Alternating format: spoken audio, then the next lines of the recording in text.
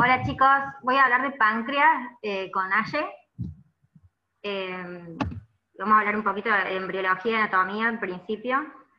¿Cómo pasa? Ahí.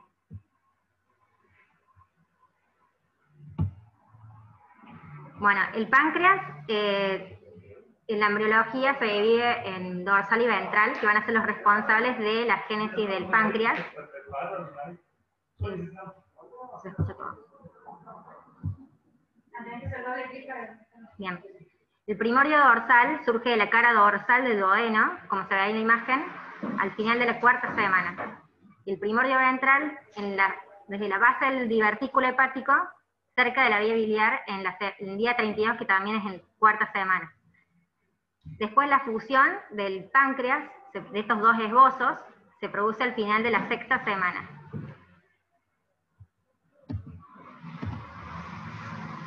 Luego se rota el duodeno, hay una rotación hacia la derecha y adopta una forma en C, donde se desplaza la yema pancreática ventral hacia la dorsal, hacia la parte dorsal, y posteriormente esta ventral pasa a situarse debajo y detrás de la yema dorsal. Bueno, al final después se produce una fusión de los mismos, de la dorsal con la ventral, y queda así como está en la imagen. Donde está el conducto pancreático principal, que es la yema dorsal, y la yema ventral que está abajo, que va a ser el proceso unciforme.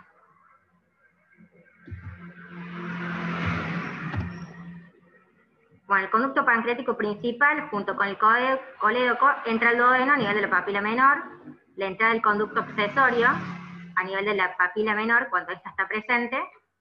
La yema ventral forma el proceso unciforme o apófisis unciforme, y la parte inferior en la cabeza es la cabeza del páncreas. El resto de la glándula va a derivar de la yema dorsal. Y la parte distal de la yema pancreática dorsal y todo el conducto pancreático ventral forman el conducto principal de Wilson.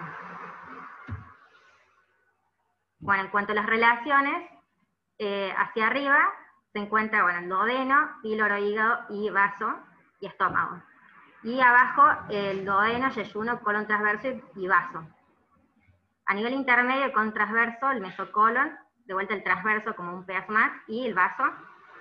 Y lo importante es que el páncreas es aplanado desde adelante hacia atrás y más voluminoso en su parte derecha, localizado en el espacio pararrenal anterior del peritoneo, y la cabeza pancreática se encuentra dentro de la curvatura del duodeno, a la derecha de la vena mesentérica superior. El proceso uncinado es una prolongación de la parte caudal de la cabeza, que está orientada hacia la izquierda, y tiene una apariencia triangular, y su borde enteromedial puede ser recto o cóncavo. El cuello pancreático es la porción constreñida a la izquierda de la cabeza ventral, a la vena mesentérica superior. Y el cuerpo y la cola pancreática se encuentran detrás de la transcavidad de los epiplones y del estómago, así como está la línea de punteada de puntitos, como está atrás. Bueno, el páncreas está dividido en cabeza, cuello, cuerpo y cola. La longitud del conducto de Wilson es entre 12,5 a 20 centímetros. Del páncreas, perdón. Y hay una disminución gradual del tamaño del páncreas con la edad.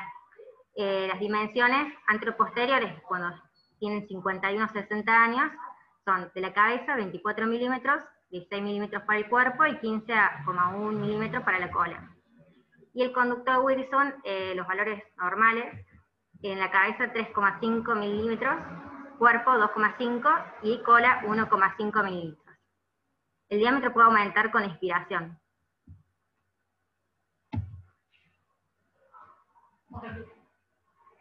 Bueno, en cuanto a la irrigación arterial y venosa, la cabeza irrigada por la arteria pancreático-duodenal superior, que es rama de la arteria gastroduodenal, la arteria pancreático-duodenal inferior, y que es rama de la arteria mesentérica superior, y el cuerpo y la cola por la arteria pancreática dorsal, que discurre detrás del cuello del páncreas. En cuanto al drenaje venoso, drena en el sistema portal a través de la vena esplénica, la vena mesentérica superior, la vena mesentérica inferior y la propia vena porta. Bueno, el drenaje, el drenaje linfático principal de la cabeza se hace a través de los nódulos pancreático duodenal anterior y posterior, y algunos linfáticos de la cabeza drenan directamente los nódulos de la porción inferior de la cabeza, los yuxtaórticos y los paraórticos. El drenaje linfático del cuerpo y la cola del páncreas, la mayoría es linfático del cuerpo y la cola en los ganglios esplénicos.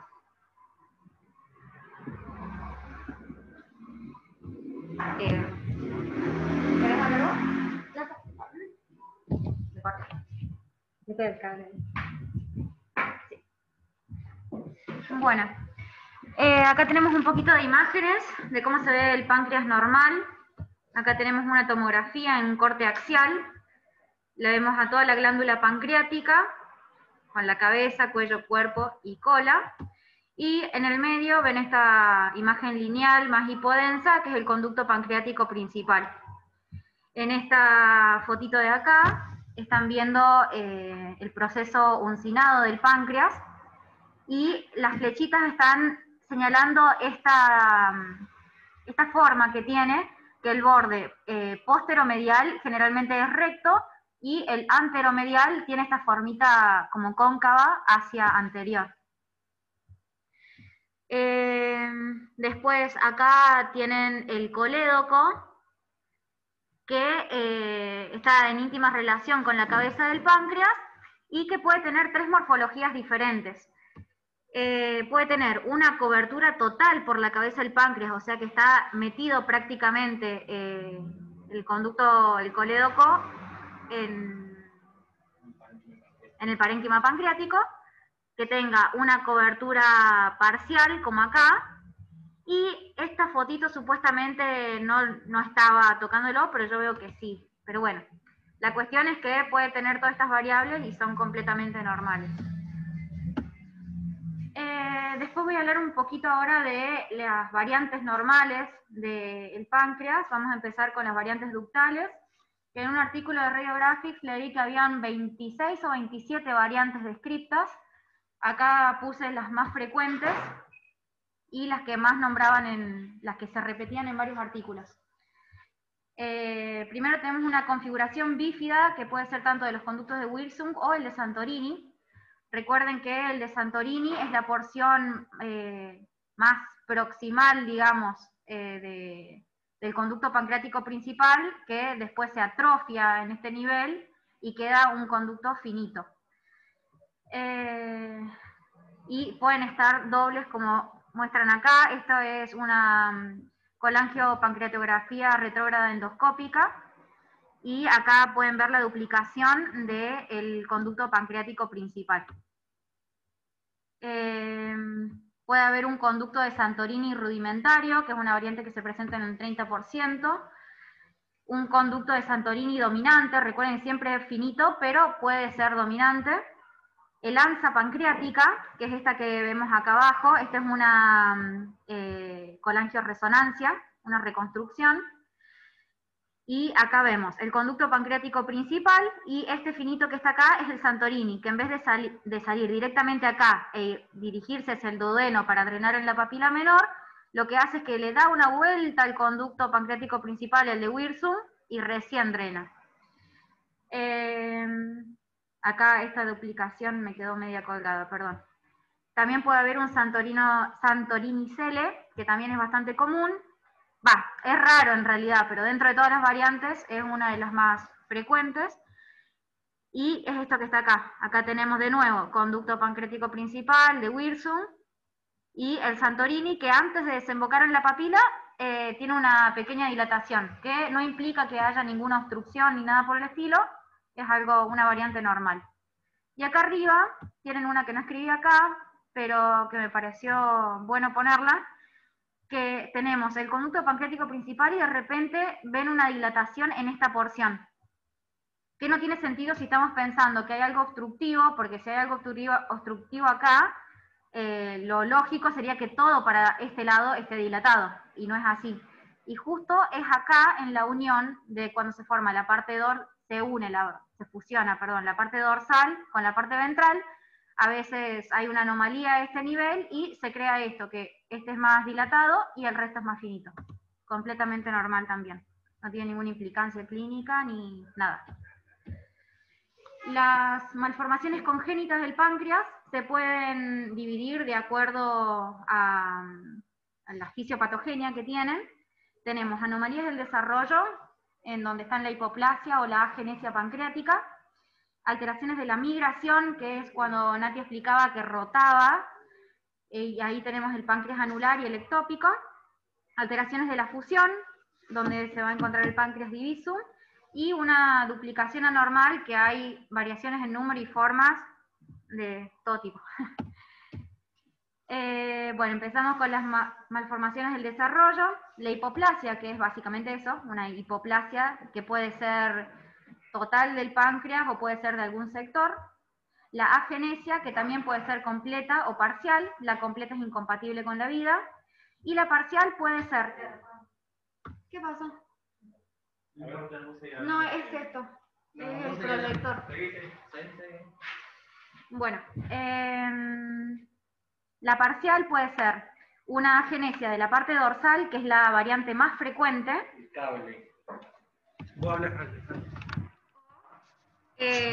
Una agenesia de la parte ventral. Y hay que tener en cuenta que la agenesia de la parte dorsal, ahí está, que es la más frecuente, también se puede asociar con síndromes de heterotaxia y poliasplenia, y también a diabetes, porque la mayoría de las células productoras de insulina se encuentran a nivel del cuerpo y la cola del páncreas. Entonces, puede ser causa de diabetes. Las alteraciones en la migración, tenemos el páncreas anular, que es una variante rara, y consiste en un anillo de tejido pancreático que se encuentra rodeando al duodeno. Ese anillo puede ser completo o incompleto. Completo si lo rodea completamente o incompleto si lo rodea parcialmente. Esta anomalía se produce porque hay una rotación incompleta del páncreas ventral, y más del 75% se asocia a otras malformaciones. Entonces, si lo vemos, tenemos que asegurarnos de mirar bien todos estos otros sectores, porque podemos llegar a encontrar otro hallazgo. Se puede asociar a mal rotación intestinal, atresia esofágica, bueno, síndrome de Down, que no lo vamos a ver tan directo por imágenes, cardiopatías, enfermedad de Hirschsprung o fístula traqueoesofágica.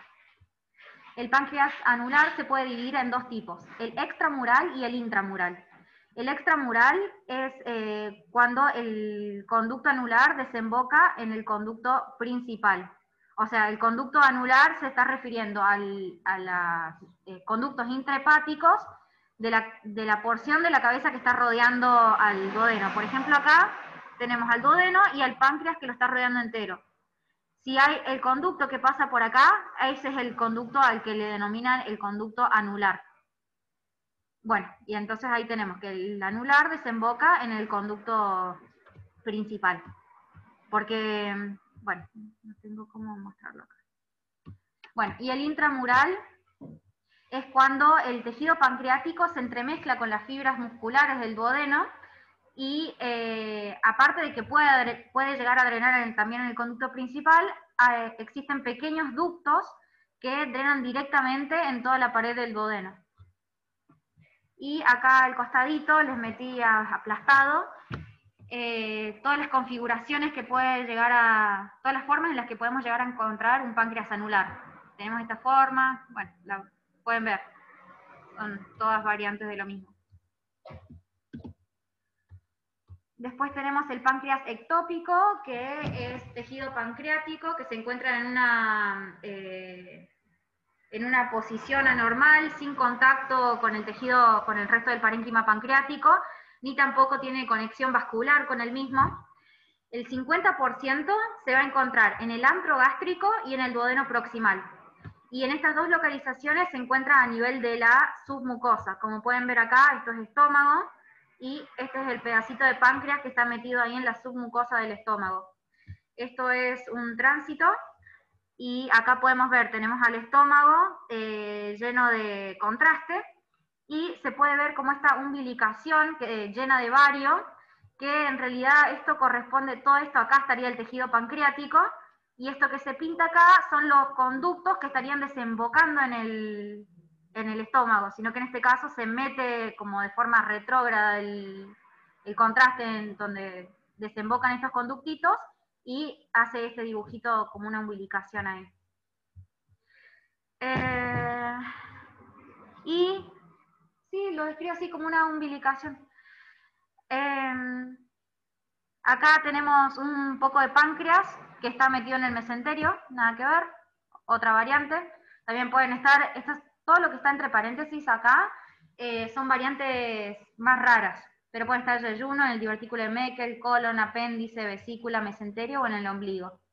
Y el diagnóstico de esta patología es anatomopatológico, no es imaginológico. Sí, obviamente se va a comportar como un páncreas, un tejido pancreático normal, va a realzar, igual que el páncreas, va a tener la misma ecogenicidad, puede tener las mismas, todas las patologías que pueda llegar a tener el páncreas, estos pedacitos de tejido también lo pueden tener, los mismos tipos de tumores, todo. Pueden hacer focos de pancreatitis también.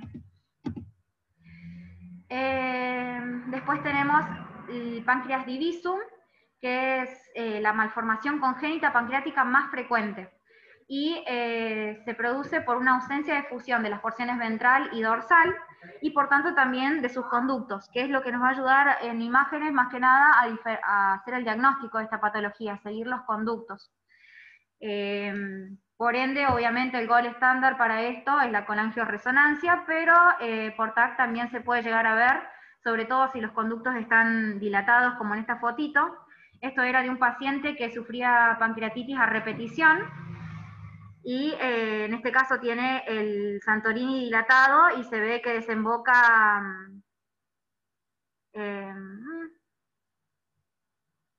perdón, me olvidé que iba a decir de esto, tenía una historia detrás. Ya me va a volver, si no, perdón. Bueno, y acá vemos que el conducto pancreático principal desemboca por un lado, ya me acordé. Y por acá abajo tenemos, acá estaría la cabeza del páncreas, el proceso uncinado, con su propio conductito, que sería un Wirsum chiquitito, que desemboca en la papila mayor, y el conducto pancreático principal con el Santorini desembocan en la papila menor.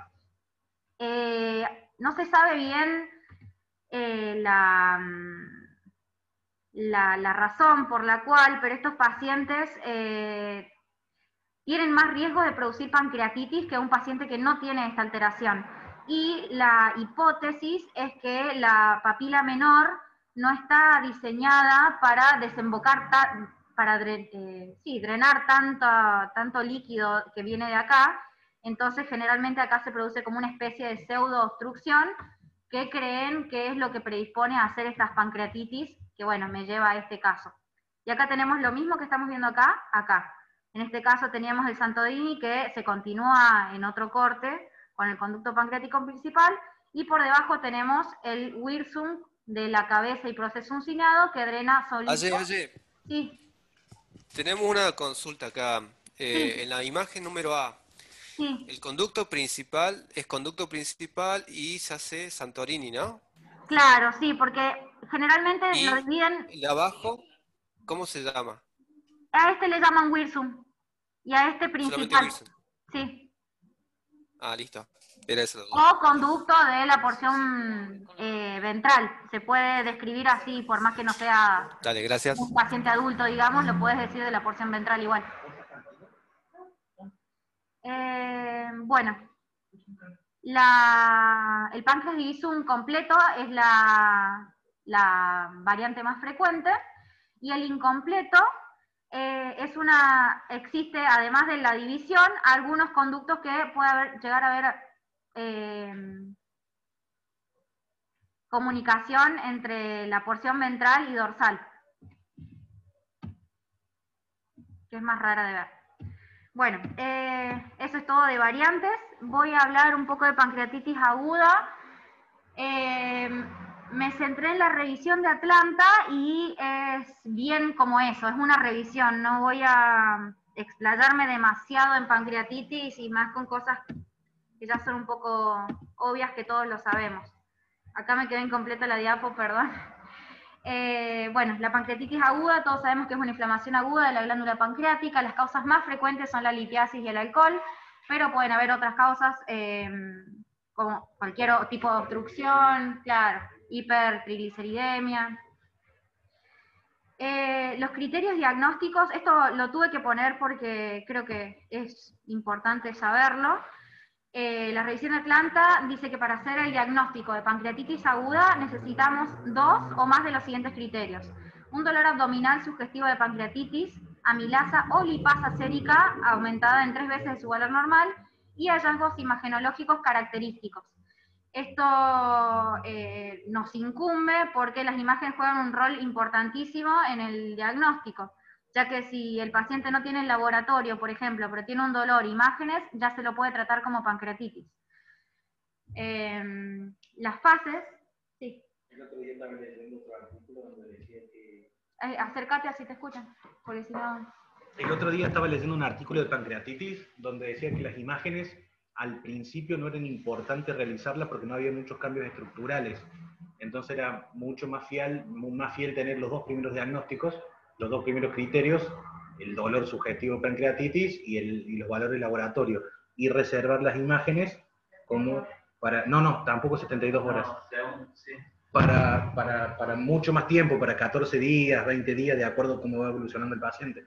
Pero no hay mucha diferencia entre que los cambios morfológicos en imagen aparecen después de las 72 horas, no que la hagamos...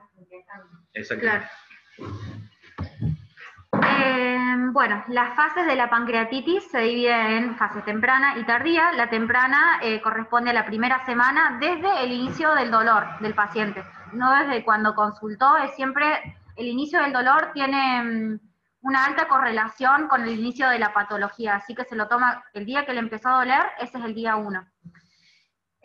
Bueno, esta en la fase temprana hay una respuesta inflamatoria sistémica, y en la fase tardía, que es de las 2 semanas hasta puede llegar a durar meses, que se da en pancreatitis moderadas o severas, y estas son las que presentan complicaciones locales y o también pueden presentar fallo orgánico. La severidad de la pancreatitis aguda se divide en 3. Antes era leve, moderada y severa. Ahora con la revisión de Atlanta, ahora es leve, moderadamente severa y severa. Se cambió esta terminología porque vieron que hay pacientes que hacen fallo orgánico en este grupo y como que no lo consideraban que sea moderado un paciente que tiene un fallo orgánico y que se puede llegar a morir. Entonces le cambiaron la nomenclatura a moderadamente severo. La leve son pacientes que tienen el alta generalmente a la semana, pacientes que, no sé, vienen en nuestro medio, los que hacen guardia, no sé, quizás sepan más, pero el artículo decía que probablemente se vayan a su casa sin ningún pedido de imágenes, porque si ya tienen dolor y el laboratorio lo tratan como tal, y si el paciente evoluciona favorablemente, no está indicado pedir las imágenes. No sé si en la práctica todos para asegurarse piden imágenes, pero no está indicado. Si el paciente evoluciona bien, no hace falta. Todo lo que sea imagenológico va a depender del paciente en particular, de cómo vaya evolucionando y también de las comorbilidades que tenga, porque puedes pedirle la imagen porque estás pensando que se descompensó otra cosa o que se complicó con otra cosa que no tenga que ver en sí con la pancreatitis. ¿Cómo? Claro, acá Nati me dice que siempre la piden por protocolo. Claro. Y una vez que Creo que sí. Una vez que se va de alta, ¿se lo cita para evaluar alguna complicación con el paso del tiempo? Como por ejemplo los pseudoquistes que se dan de 3 a 6 meses después, como para hacerle un control evolutivo. Y lo que dice el artículo es que si es un paciente con una pancreatitis leve, que se fue, que estaba todo bien, y el paciente no vuelve a tener ningún signo de alarma, no vuelve a tener ningún síntoma de dolor o qué sé yo, ¿cómo se llama esto? Como dispepsia, bueno, ningún síntoma gastrointestinal, no hace falta pedir las imágenes. Pero otra vez, no sé si en la práctica seguramente los cirujanos lo piden como para quedarse tranquilos. Pero bueno, sepan que según la bibliografía y la evidencia, no hace falta en esos casos. Ya, los pacientes que tienen pancreatitis moderadamente severa y severa, siempre se les va a pedir un control después de que pasen de todo el cuadro. Porque ya se sabe que si llegaron a este estadio cuando tuvieron la enfermedad aguda, es muy probable que sí generen complicaciones a la larga. Los que son moderadamente severos son pacientes que tienen un fallo orgánico transitorio. Para definir el fallo orgánico, lo que se usa actualmente es el score de Marshall, que toma en cuenta un montón de variables cardíacas, respiratorias, de laboratorio, y sacan un puntaje. Y de acuerdo a esto, se dice que el paciente tiene o no fallo orgánico. Si el fallo orgánico es transitorio, o sea, menor a 48 horas, se considera moderadamente severo. Puede tener complicaciones locales en la fase tardía, y lo más indicado para estos pacientes, generalmente, obviamente esto siempre las indicaciones hay que evaluarlo en paciente, es individual, pero generalmente en los que entran en esta categoría se pide una tomografía con contraste o resonancia que puede ser con o sin contraste. Y en el fallo orgánico severo, persistente, que va a durar más de 48 horas, bueno, obviamente las imágenes van de cajón y nada, no tengo nada más para decir. Para evaluar las complicaciones, lo que decía Leo, al principio no vamos a evidenciar ni siquiera las complicaciones agudas. Chicos, me dicen que se les cortó. ¿Hasta qué parte escucharon?